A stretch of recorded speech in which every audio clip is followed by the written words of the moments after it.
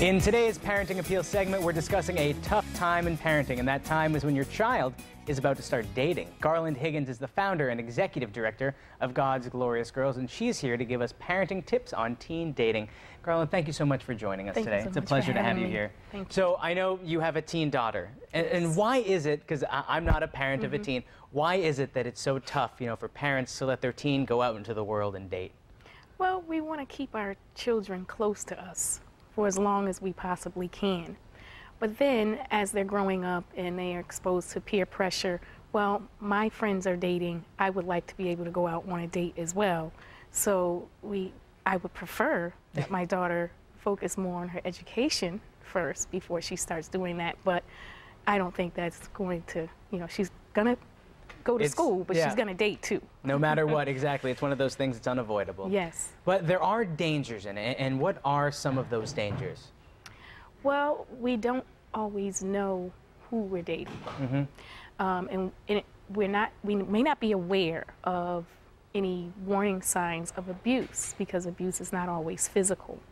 It could be name calling, or it could be separating, isolating us from their friends, making them feel uncomfortable in public, or just any of those little things that they think are just, because he or she loves me.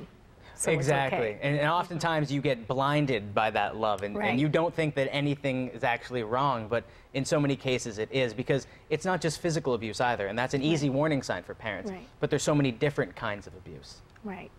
And one thing I've been noticing with parents is they may not recognize it because maybe the person is calling their son or daughter too much, and they feel they have to make themselves available and answer that phone every single time. And a parent may not pick up on that, because teens are always on the phone. They're always talking to their friends, or they're always making sure that their phone is always available to them, because everyone has cell phones now.